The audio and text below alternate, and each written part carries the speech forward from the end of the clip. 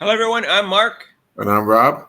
and today we're going to talk about Game 21 for the Indiana Fever and Caitlin Clark. It was a loss to the Las Vegas Aces. And welcome to Mark and Rob's Sports Showdown. And if you haven't subscribed yet, please do so and hit that notification bell when you do.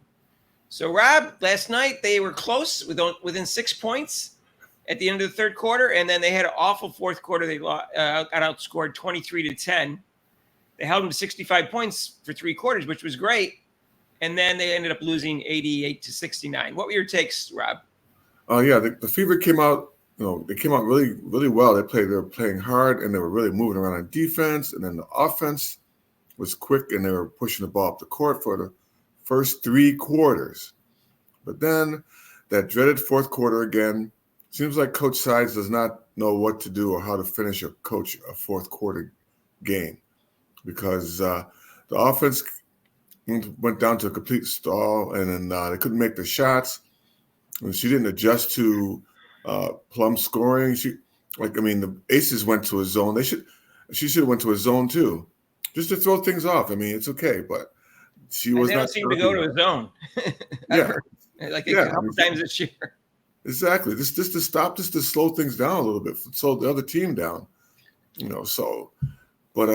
fourth quarter. This is her. She's not that great a coach anyway, but this really shows how not that great. That's a compliment for her. Of course, I'm being facetious, right, Mark? That's not the word I was thinking of. I know. That's why I said the polite one. I know. This is why should be out as a coach. She can't finish out a fourth quarter, and that's part of coaching. You got to know how to end the game, and even when your team is not doing well, do something different to try to change up things. And she's not good at doing that. Well, Rob, part of it is that they are better when they run. Yes. And their half-court offense isn't that good unless it's a pick and roll with Boston and Clark.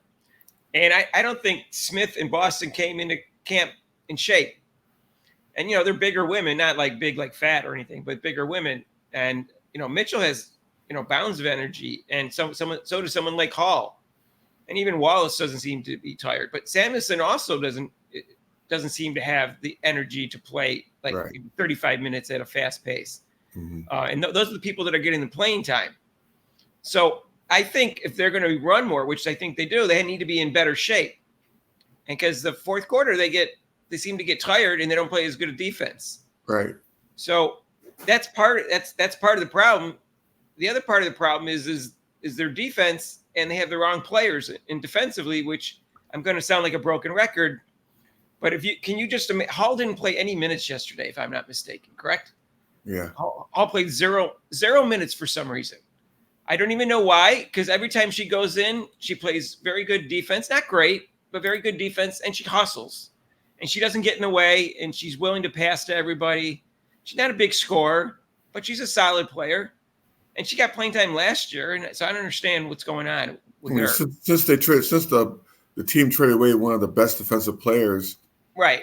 That's my broken record. Yeah, exactly. Why not put Hull in there to stop Plum from shooting those threes? And she was killing them. Put somebody on Plum. If you're not going to play your zone, at least put somebody on her who can move. So how many games do we have to see where one of the other team's guards, not necessarily a guard that's even hot, comes in and gets the game of the year against them because they don't have a good defender? And we all know what happened. We saw him wave Taylor, and we also see that Hall's minutes are going down. And meanwhile, every game recently, the guards go for their best game of the year against them. So imagine if they did what they were supposed to do in the beginning of the year, where they developed Celeste Taylor so she can come off the bench when a guard is hot, add some defense. Imagine if they even took Berger and just developed into a backup point guard so she could play 5 minutes and give Clark a rest, and then wave Wheeler or whatever, because they don't really need a backup point guard other than for 5 minutes. Just imagine if they did, how much better this team would be. Imagine if they didn't try to play dinosaur a ball for the first half of the year and they just gave Clark the ball, because she looked phenomenal yesterday for three quarters. She forced some passes in the fourth quarter. In the first quarter, she was unbelievable. The passes were just unbelievable. I don't know. I used unbelievable twice, but what can I say? That she had I think she had in the first 6 minutes, she had 5 assists. Yeah, They were all great I think for the first 5 minutes, she had 5 or 6 assists already. And she didn't score, but she had 5 assists. I was like, whoa, why? Where was this? I go, where was this? It took you this long to figure it out? I know it's not a fair comparison because Chelsea Gray is coming back from an injury, but she's the best point guard in the league right now. Until I see Chelsea Gray healthy, I don't know. She has a really, last year, she had a really nice assist to turnover ratio, almost 3-1. So she's obviously a very good point guard, but she didn't look like that good last night. But I haven't seen her play a lot. So I don't like to jump on someone's case when they're coming back from an injury, but she's not back. And Clark's not on the Olympic team and she's their best point guard. It's only a couple weeks away. I don't think it's going to change. Chelsea Gray's not going to be back all the way from what I saw last night. Yeah. I mean, you can see the difference. I mean, but like I said, Fever were playing very hard. They were playing really tough defense. They were aggressive. And then the rebounding, and even despite of Asia Wilson, who's fantastic, she's just an awesome ball player. Even despite her going off, they still were in the ball game. They still were there. So I don't know coming in the fourth quarter. I don't know what the Coach Sides designed for plays were or what their defense was designed for, because it definitely didn't work. Asia Wilson is a great all-around player, and you can convince me she's the best player in the league, and I have no problem with that. But they have so much other talent on their team. Yeah. Look at Kelsey Plum. She's streaky, but look at how great she was yesterday. Jackie Young. Yeah. Great player. She's an excellent defender, and she did a real nice thing last night. And I don't know if she did it on purpose. I don't know if she did it on purpose or if her shoelace was also loose. But when Clark fell down and Clark's shoelace was loose and she started tying it, Young started tying her own. And the announcer said she did it in order to make sure Clark was okay and to give her more time. I don't know if she did or not. Maybe she said, well, I got time to tighten up my shoelace. But if she did, that was very nice of her. Yeah. And hopefully other people in the league start doing nicer things to Clark, like last game with Griner and Taurasi, where they gave her a nice hug and a whisper in the ear by Griner and stuff like that. Maybe it's turning the corner, because that was very nice if that's what she did on purpose. I'd have to ask her if she did it on purpose. I don't know. Mark, I think with the plays, yes, Clark is a good point guard, but I think also they should if they do draft next year, they need a point guard who has a mindset for assists, because then Clark can play like an off guard. They can set down screens. Boston can set a down screen for her, so she pops out for her shot, or she puts the ball into the post. I mean, sometimes Clark, it's great that she's bringing the ball up because she's excellent, but she was, to get the team going, I think they should have took the ball out of her hands and maybe set some screens so she could shoot some shots and get them going. Maybe she seems best when she has the ball in her hand, but when she gives it up, there's opportunities for them to do that, even if she's the point guard. Yeah, but that's what I'm saying. No one really still has that mindset of geez, maybe I should give it back to. I want to see a game where Clark is really hot, and see if her teammates realize, like they do to Mitchell. When Mitchell was hot, Clark was just feeding her, and Mitchell was hitting the shots that one game. I think it was against the Dream. Right. Although I want to see if they have that same mentality. Mitchell did give Clark a nice handoff for her only 3, but they need to do that more often. Yeah. But by the way, on that topic, I got these stats that, and you're talking about trying to, set her up so she doesn't always have to, set up her own shot. Clark her scores she's assisted on by other players 54% of the time. Kelsey Plum, 64% of the time, she's assisted on her baskets. Huh. Sabrina Ionescu, 71% of the time. And Kayla McBride, who made the All-Star team, 94% of the time, her baskets are assisted on by her teammates. And guess who those players play for? The Aces, the Liberty, in Minnesota, the 3 best teams in the league, probably. Right. So, yeah, that just goes to show you. It goes to show you what you're saying is, they need to. It's hard to set up your own shot all the time, especially when you're the defender that has the best defender on them, and you're getting double teamed the most, and you're drawing the most attention from the other team. And your offense sucks. The coaches not use you in the offense. I mean, the pick and roll, yeah. I mean, they did it again. They went back to old ways. They were picking too high. She was picking. I mean, Boston was picking, doing the pick like above the 3-point line. That's too high. That's too easy for the other person to recover. They need it at the top of the, the 3-point line or around the key, because that's why I said I love Caitlin's. She keeps her dribble after the pick, which is great. I've never seen. I don't see even like I said, men do that. They'll usually pick it up, and she keeps a dribble where she can pass it, or she shoots it, or goes to the hoop, which I think is great. Well, she's the best floor general in the league, and she'll be the best point guard at some point.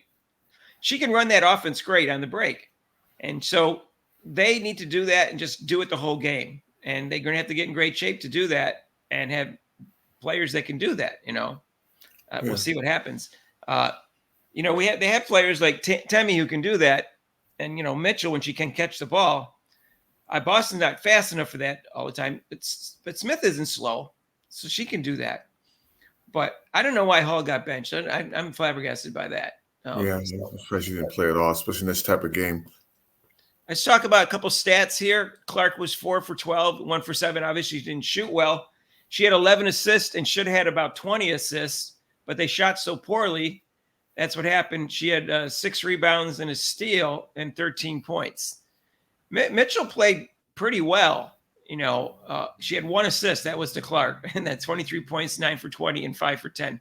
And she had 4 rebounds. So she actually got some rebounds this time.